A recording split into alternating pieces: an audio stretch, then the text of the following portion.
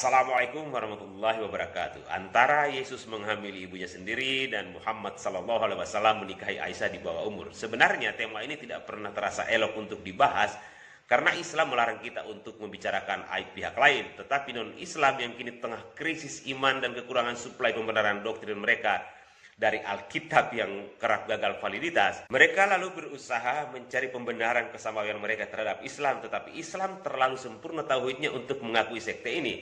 Alhasil mereka terus menyebarkan fitnah yang tidak elok dan mengalihkan masalah serta krisis iman mereka yang tengah melanda di dunia gereja dengan cara mendiskreditkan Islam dan juga Muhammad sallallahu alaihi wasallam. Sekarang kita lihat faktanya.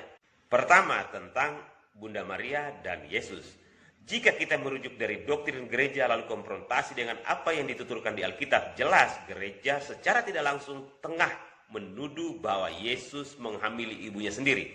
Kenapa? Karena asumsinya bahwa Yesus Bapa dan Roh Kudus adalah satu, dan Yesus adalah Tuhan itu sendiri yang menjelma menjadi manusia. Konsekuensi yang fatal dari doktrin Trinitas dan ketuhanan Yesus, tidak hanya dia menghamili ibunya sendiri secara tidak langsung, tetapi juga dia harus menciptakan ibunya untuk menumpangi dia lahir, lalu merepotkannya, melahirkan antara hidup dan mati, membuatnya dicemooh oleh Yahudi karena dituduh telah berzina karena ketika itu belum punya suami.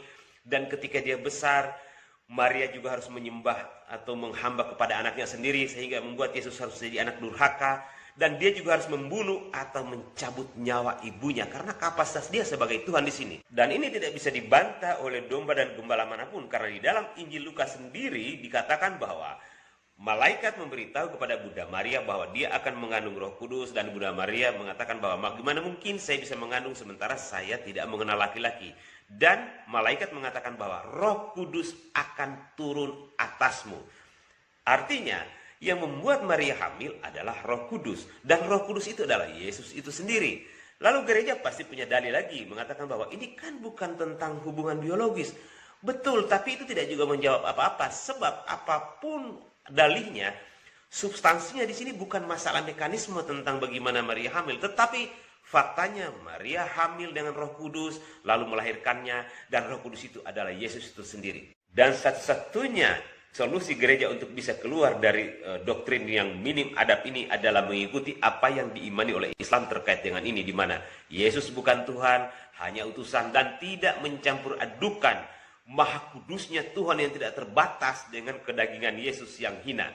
Itu solusi terbaik bagi gereja. Jika tidak, teruslah munafik sampai di keabadian. Apalagi menurut ensiklopedia Katolik dikatakan bahwa Maria dinikahi oleh Yusuf ketika itu telah berusia 90 tahun dan Maria baru berusia 12 tahun.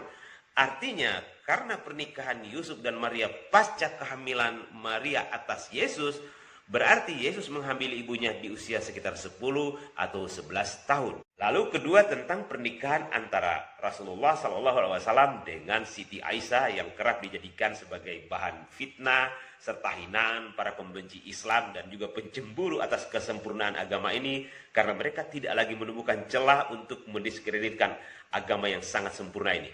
Para penyebar fitnah ini merujuk dari berbagai tulisan hadis. Ada yang mengatakan bahwa ketika itu Aisyah berusia 6 tahun, 7 tahun, 9 tahun dan sebagainya.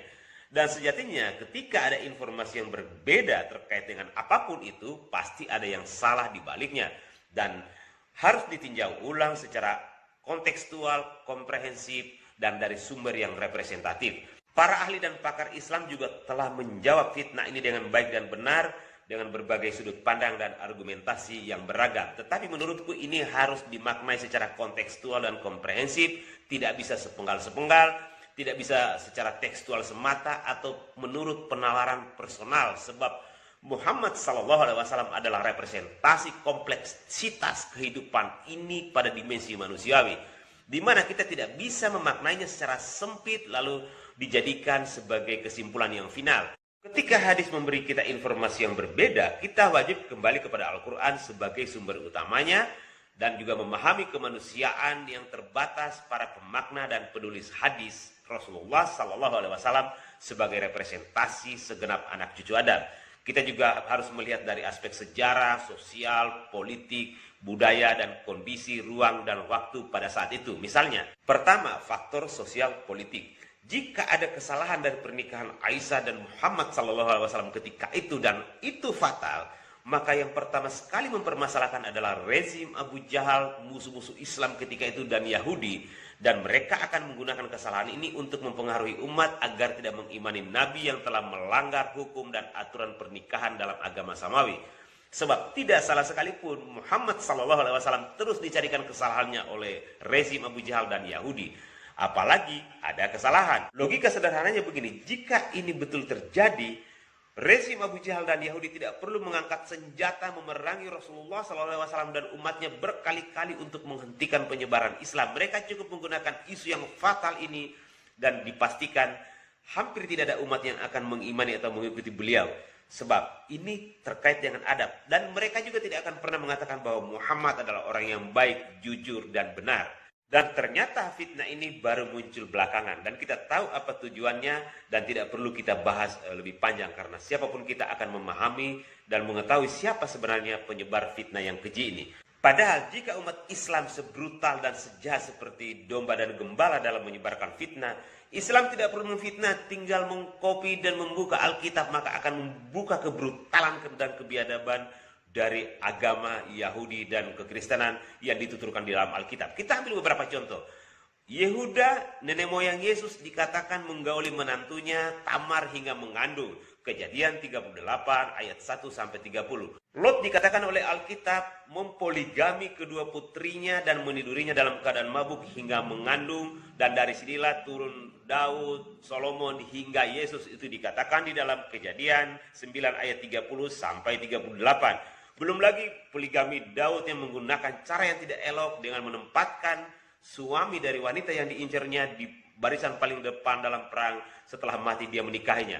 Dan Solomon dikisahkan memiliki 700 istri dan 300 selir.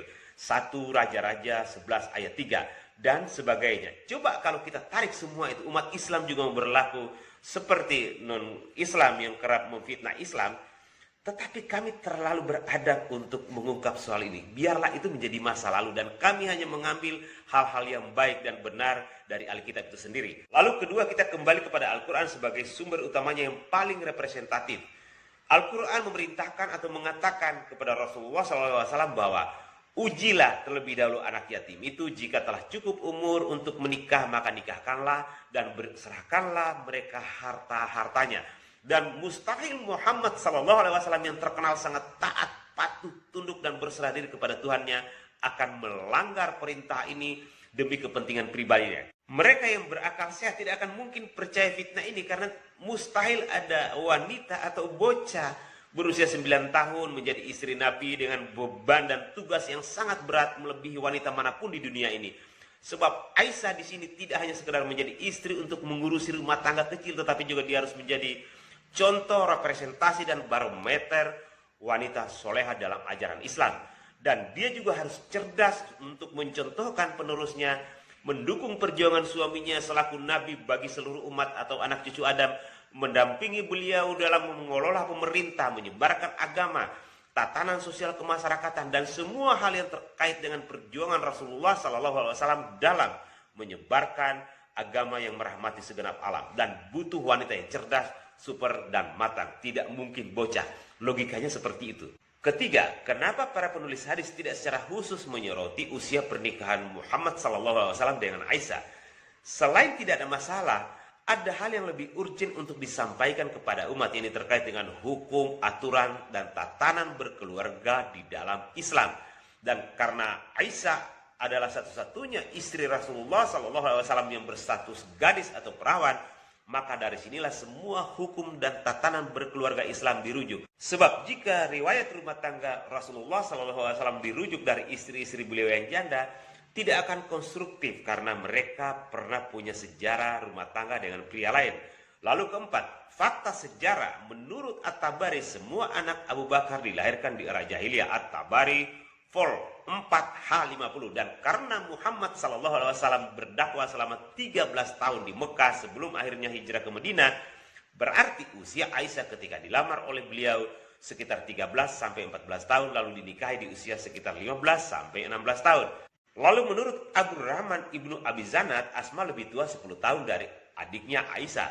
Dan Asma melihat pembunuhan anaknya pada tahun 73 Hijriah dan 5 hari kemudian Asma meninggal. Ibnu Katsir volume 8 H372. So, jika Asma wafat di usia 100 tahun, maka Asma sejatinya telah berusia 27 atau 28 tahun ketika terjadi hijrah. Dan karena dikatakan bahwa jarak usia antara Asma dan adiknya Aisyah adalah 10 tahun, berarti ketika Rasulullah SAW melamar Aisyah, beliau telah berusia 17 sampai 18 tahun, lalu menikahinya di usia 19 sampai 20 tahun. Dan menurut Anas, beliau melihat Aisyah turut dalam perang Badar dan Uhud. Sementara Ibnu Umar meriwayatkan bahwa Rasulullah SAW melarang beliau berpartisipasi dalam perang tersebut karena usianya baru 14 tahun. Pertanyaannya, jika seorang Umar saja laki-laki tidak dibolehkan oleh Rasulullah SAW untuk ikut berperang karena usianya belum genap 15 tahun, bagaimana mungkin ada seorang bocah perempuan 9 tahun istri Nabi pula dilibatkan dalam perang tersebut, di mana mereka harus melawan pasukan 3 kali lebih banyak dengan kekuatan yang super.